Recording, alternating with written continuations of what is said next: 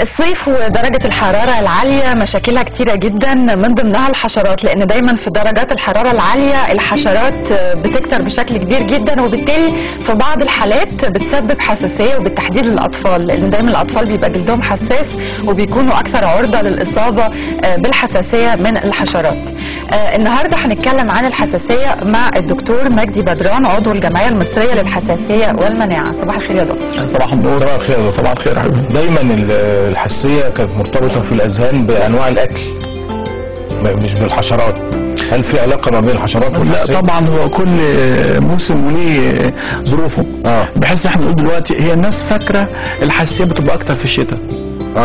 الصيف احنا بنلاحظ حساسيات اكتر.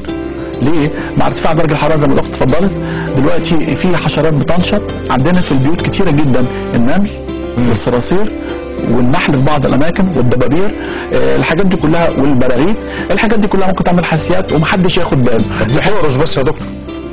دي بتقرص تعمل حساسيه؟ انا ما هقول لك، بس هو التفاعل مع الحشره دي ممكن يبقى القرص العادي حاجه بسيطه، وممكن يعمل حساسيه في الناس اللي عندها استعداد. والغريب بقى والجديد مش بس الحساسيه الجلديه زي ما كنا فاكرين زمان، لا، ده ممكن النمله تعمل حساسيه في الانف، ممكن النمله تعمل حساسيه في الصدر. ده مهم جدا. مهم كمان نقول ان احنا الطفل الصغير ما بيقدرش يعبر عن نفسه، هو لسه مرحله تكوين، خاصه الجهاز المناعي، وما يقدرش يشتكي. وممكن الام تكون لسه اول مره ومش فاهمه الموضوع، وتجيب الطفل عمال يشتكي، والطفل بيصوت، وتلاقي جسمه احمر وعينه ورمه، وتدور وما تلاقيش حاجه، تقوم تخلي على الملابس تلاقي برغوثه مستخبيه، تلاقي نمله عماله ماشيه على رقبته. فمهم قوي اما الطفل يبكي ونلاقي اي احمرار في جسمه ان احنا ندور في الملابس بتاعته. دي واحده. الحاجه الثانيه بنلاحظ ان الاطفال اللي بتجي لها حساسيات من الحشرات في الغالب هو قاعد على الارض، قاعد على الارض، نام على الارض، الدنيا حر، طلعوا بره خاصه في الارياف، نام بره، فنايم على الارض، النمله ماشيه تروح معديه وهكذا. حاجه كمان مهمه مش بس في الريف بقى، في المدن، احنا عندنا الصراصير، وناس كتير جدا بتقول لك انا ما عنديش صراصير، ولكن الهواء بتاع القاهره فيه صراصير. القمامه موجوده في بعض الاماكن، الصراصير موجوده على بعد 50 بيت. الصرصار لما بيموت ما حدش بيدفنه، الصرصار لما بيموت بيتحول لبودره، ويتحول بودره تنتشر مع الهواء، وانا اشمها، اشم الصرصار نفسه، اشم البيض بتاعه، اشم الافرازات بتاعته. الحاجات دي كلها هتيجي تعمل لي حساسيه صدر او انف او جلد او عين حسب الاستعداد الوراثي اللي عندي انا.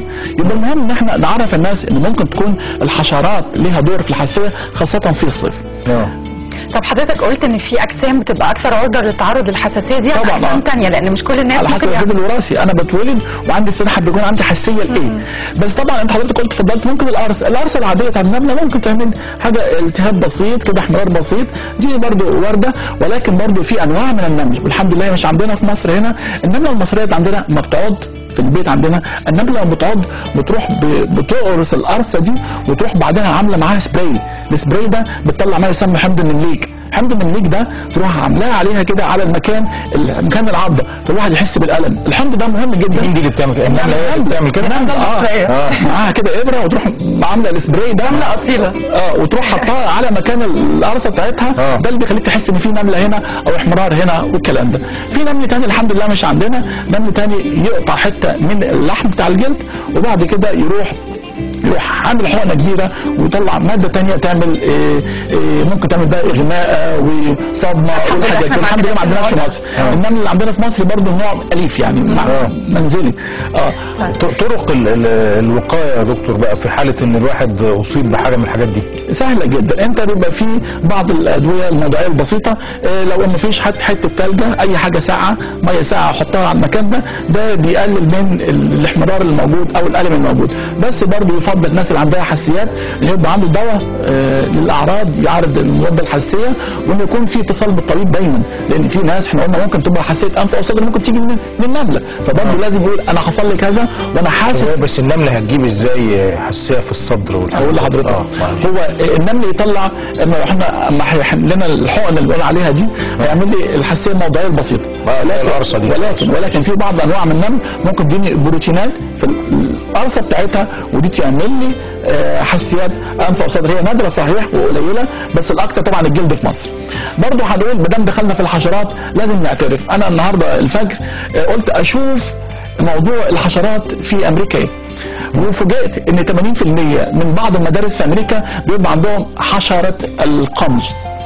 ودي ناس كتير مش جدا في مصر مش عارفاها ومش واخده بالها منها. قلت طب اشوف في بريطانيا قد ايه 40%، اشوف في شرق اوروبا كام 58%. ايه سبب انتشارها في اوروبا وفي امريكا بالشكل؟